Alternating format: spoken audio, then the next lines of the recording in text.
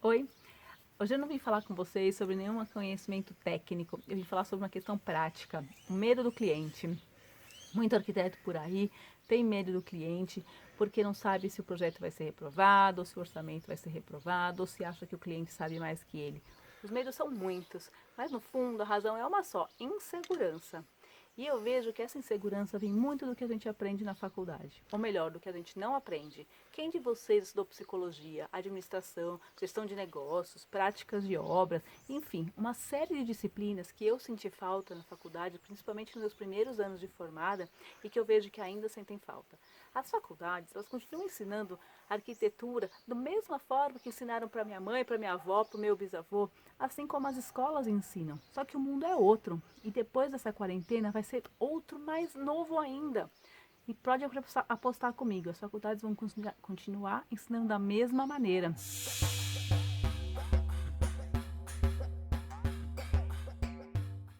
Eu vou te contar uma história que pode servir para alguns de vocês. Lá por 2006, mais ou menos, eu trabalhava no escritório que não acompanhava a obra.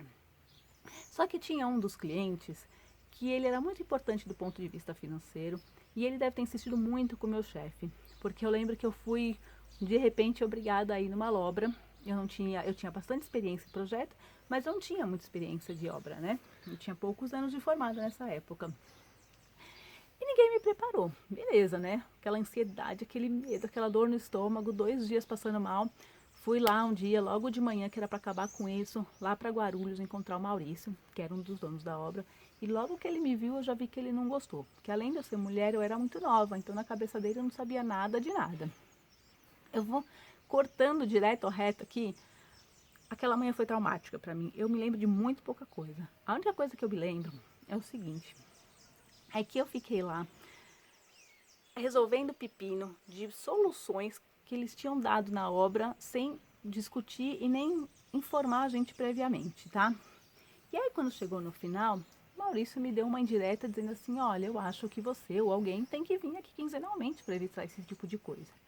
E eu, na minha inexperiência, fui tentar ser empática com ele. Realmente eu achava que eu concordava com ele. Eu falei: eu concordo. Eu acho que é só você acertar isso, né, com o meu chefe, porque esse serviço não foi contratado. E olha, foi aí que deu ruim, porque o cara praticamente virou as costas e saiu andando. Beleza, no dia seguinte, meu chefe me chamou, falou que o cliente havia ligado para ele, reclamado de mim, e falou que não queria me ver nem pintada de ouro mais nos meus projetos, muito menos na obra dele. Fiquei chateada, porque aquilo doeu. Eu sabia que não tinha sido muito bom, mas não a esse ponto, né? E eu pensei: putz, agora que eu vou ser demitida, ferrou. Mas para minha surpresa, o meu chefe se desculpou porque ele falou que ele devia ter me preparado para aquela reunião, já que a obra era difícil, o cliente era difícil e que ele não tinha me preparado. Mas que ele confiava no meu trabalho e que ele ia me manter naquele projeto, só que o cliente não podia saber. Então, dali, eu comecei a trabalhar em off, outro arquiteto assumiu a comunicação com o cliente, eu fiquei assim por uns 2 anos.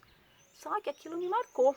Eu realmente pensava naquilo como uma coisa que eu não queria que voltasse mais a acontecer comigo, sabe? Então eu estudei muito, aprendi muita coisa nesse período. E lá mais ou menos por 2009, a Paula, essa arquiteta que tinha assumido o contato com o cliente, ela saiu para montar um escritório próprio. E eu voltei a assumir a cara do projeto. Então meu chefe deu um jeito lá, falou e o cliente resolveu me dar mais uma chance. Nessa época, a gente estava fazendo um projeto de uma reforma da loja no centro de São Bernardo, na rua Marechal Deodoro, que está lá a loja até hoje. Lá. E aí eu peguei desde o projeto esse projeto desde o começo, sabia tudo, mas eu me comprometi a ir semanalmente na obra. E assim eu fiz. Quando chegou lá para o final da obra, eu mudei de emprego. Mas mesmo assim eu mantive a minha promessa. Então eu fiz um acordo, ia trabalhar em outro lugar, mas toda quinta-feira de manhã eu ia encontrar com o Maurício e com o Marco Aurélio, que era o encarregado da obra na época, para resolver todas as dúvidas, fazer compatibilização em loco, enfim. E aí, uma semana antes da inauguração, porque foi em outubro de 2009, eu me recordo bem que o Marco Aurélio me chamou de lado e falou: Daila, o Maurício tá triste que você vá embora. Ele sabe que não tem ninguém como você para fazer os projetos dele. Você imagina a vitória que isso foi para mim. Uma vitória pessoal que eu carrego como motivação até hoje. A moral da história é a seguinte: Eu não estou falando tudo isso para me gabar, mas para falar para vocês que sim, a gente consegue mudar a imagem que o cliente tem da gente, só que exige o dobro do esforço. E para evitar isso, principalmente para as pessoas que têm medo de cliente, principalmente na primeira reunião, que é quando você tem que conquistar o cliente, que eu acho que a empatia entre os dois é mais importante do que o preço e a sua experiência juntos, eu reuni algumas dicas que funcionaram para mim ao longo da minha vida. Então, a primeira dica é: seu cliente não é melhor que você. Ele pode ser mais rico, ele pode ter centenas, milhares, até milhões de reais a mais na conta que você. Mas acredite, ele não é melhor que você. Se ele é mais rico, mais poderoso, enfim, é porque ele teve mais oportunidades e muitas vezes mais tempo do que você para se especializar em uma determinada coisa. O ponto número 2: conquiste o cliente. Como eu falei, a empatia entre um e outro é super importante. É legal, antes de chegar num lugar, você saber um pouco do seu cliente e bastante da empresa. Então pesquisa qual é a empresa, quando ela foi fundada, se ela já tem loja, quantas lojas, onde são as lojas, qual é o público, o que vende, qual é o estágio da empresa naquele momento. A empresa está precisando crescer, a empresa está precisando se reinventar porque está com as vendas caindo, a empresa só quer se expandir. Enfim, isso é importante para a gente, é um tema para começar a falar. Outra coisa é você descobrir sobre o cliente em si, ou se é mais que um, sobre todos eles. Isso hoje é mais fácil, é como se você fosse stalkear o seu cliente, pelo amor de Deus, com limites, né, sem ultrapassar a vida pessoal. Mas assim, saber se a pessoa tem família, quais são os hobbies dela, a idade, qualquer coisa que te ajude a descobrir um ponto em comum com ela. Pergunta, por exemplo, se ela veio por indicação de alguém, pergunta para essa pessoa um pouco sobre ela, seja um fornecedor, um cliente ou até mesmo um outro colega, porque às vezes a gente recebe clientes no nosso escritório que já passaram por escritórios de outros colegas nossos e existe essa troca de informação. Outras pessoas podem te ajudar. O importante é que você tenha um assunto mais informal, mais relaxado para começar a conversa quando você estiver com ele a primeira vez. Então, relaxa o ambiente, descontrai, cria uma conexão com o seu cliente que favorece uma empatia, uma conversa mais leve, tá?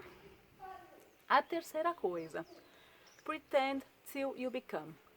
Essa frase em inglês eu encontrei há uns anos atrás, traduzindo para o português em tradução livre, finja até que você seja. Então, você quer ser um arquiteto experiente, você quer ter experiência, finja que você tem. Eu não estou falando para você mentir, eu estou falando para você trabalhar para que você tenha. Então você haja como se tivesse, você estuda, você pesquisa, encontra um profissional que você admira, acompanha o que ele faz, onde ele vai, enfim. Aprende a ser e a se sentir como tal, não carregue a sua insegurança por todos os lugares, tá? Isso é bem bacana, as pessoas sentem na gente o que a gente sente, principalmente o medo, a insegurança, a gente transparece muito fácil e acaba criando uma tensão que não é necessária no primeiro momento. Então, ache assuntos em comum, comece a conversa relaxado, sabe aquele negócio de elevador? Ai, como é que tá o tempo? Só use uma coisa um pouco mais inteligente, né? Uma conversa que vai fluir um pouquinho melhor, beleza? Outro ponto é: ouça mais do que fale. Existe um motivo daquele ditado: nós temos duas orelhas e uma boca. Todo mundo gosta de falar de si mesmo.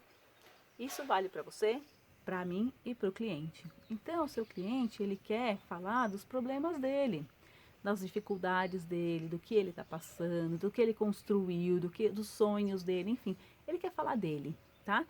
Você não é um mero espectador, é claro. Você vai ouvir, você vai falar também. Só que quando você falar, você tem que colocar, principalmente quando você fala dos seus outros trabalhos, dos seus outros clientes, que eu sugiro que você faça isso, você fale sempre focando no seu cliente. Então, eu fui o cliente X que eu trabalhei, tinha um problema assim, assim, assado, e me contratou para isso, e a gente chegou nesse resultado através do meu trabalho, através do meu projeto. Então, você é uma ferramenta para ele alcançar os objetivos dele. Por que isso? Porque subliminarmente ele vai entender que ele também vai ser tratado daquela forma, que você também vai tratá-lo como sendo mais importante do que você, que os interesses dele estarão acima dos seus. E isso faz com que qualquer cliente se sinta mais seguro, principalmente quando a gente fala de arquitetura. É o seguinte, traz o cliente para o seu campo, o campo da arquitetura.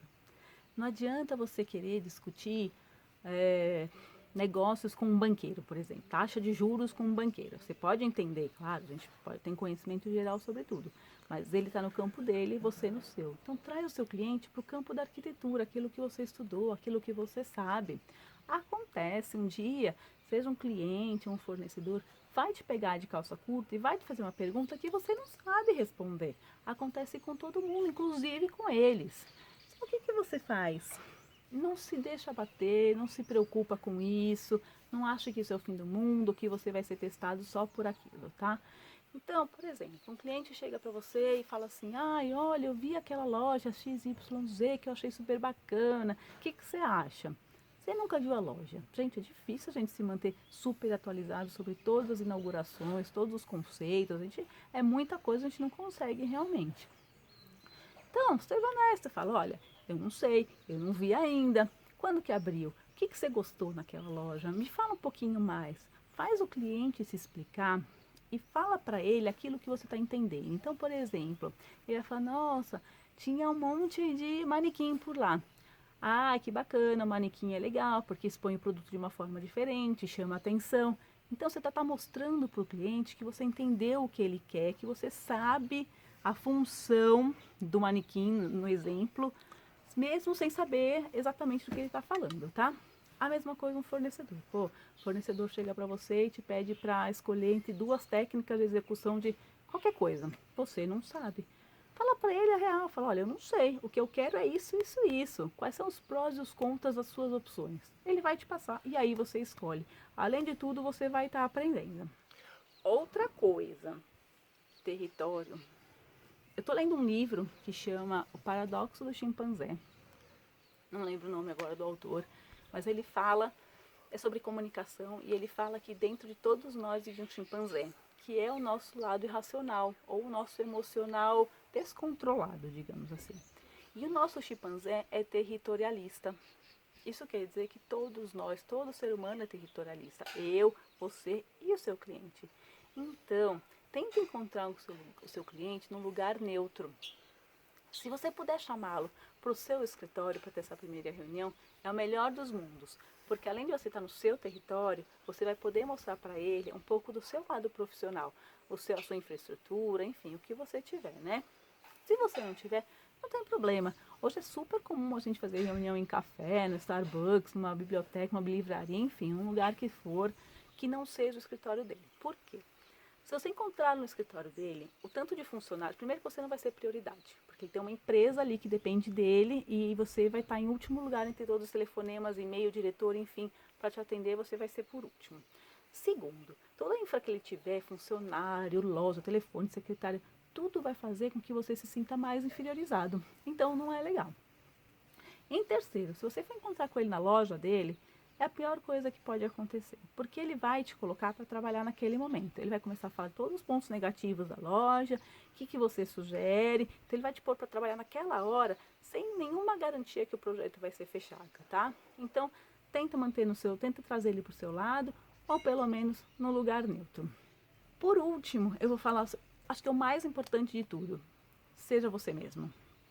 Não adianta a gente querer montar um personagem que a gente não é, porque é muito difícil você manter esse personagem ao longo do tempo. Então, quando eu falei, por exemplo, você tem que encontrar alguma coisa em comum com o seu cliente, realmente uma coisa em comum. Não adianta você descobrir que seu cliente gosta de golfe e você falar para ele que você gosta, sendo que você não entende nada, porque ele vai começar a falar, você não vai saber falar, vai passar por mentiroso. Segundo, se ele te indica para uma outra pessoa que também gosta de golfe, você vai ter que continuar montando o seu personagem. É muito difícil, é muito tenso, além de todo o projeto, você tem que se preocupar com isso, tá? Terceiro, gente, se o seu estilo não tem nada a ver com o estilo do seu cliente, isso já vai ficar logo na cara logo. Eu não estou falando que você tem que ir, por exemplo, você gosta de ser mais tranquilo. Não estou falando que você tem que ir de roupa de praia, né, gente? Não dá para ir para de chinelo e camiseta regata numa reunião com o cliente. Mas só porque ele usa terno, você não é obrigado a usar uma roupa social. Ou vice-versa. Mostra quem você é e ele vai gostar de você ou não por os outros motivos, não pela roupa que você usa. E aí, eu tenho uma técnica que eu também já vi em alguns outros lugares que eu uso, que é o seguinte. Use alguma forma, alguma roupa, algum acessório, algum hábito que faça com que você se sinta poderoso. Então eu, por exemplo, sempre me senti mais poderosa usando salto alto. Eu sou baixinha, né? Hoje eu não posso mais usar, mas antes eu usava muito. Então sempre em reunião de cliente com salto alto. Isso fazia bem pra mim, sabe? Eu já chegava numa reunião me sentindo diferente. Às vezes você não tem, então você cria esse hábito. Eu hoje não posso usar mais salto alto, mas eu tenho um outro truque corporal, psicológico para usar antes de gravar, por exemplo, porque gravar ainda não é uma coisa natural para mim. Então, tenta você entender em si mesmo se tem alguma coisa que te faça bem, que te faça se sentir mais confiante, uma peça de roupa, um hábito, enfim, qualquer coisa, tá? Se você não tiver, você cria a partir de agora. Sempre faça isso antes de ir para uma reunião. Fica lá 2 minutinhos sozinho, tranquilo, dá uma repetida naquilo que vai te ajudar também. Eu quis falar aqui um pouquinho de tudo que me ajudou, de todas as técnicas que eu vi nesses anos, que me ajudou muito. Espero que tenha ajudado vocês. Coloca aqui embaixo se ficou alguma dúvida, se tem mais alguma coisa aqui, alguma dica que vocês mesmos tenham que sirva para vocês, que pode ajudar outras pessoas também.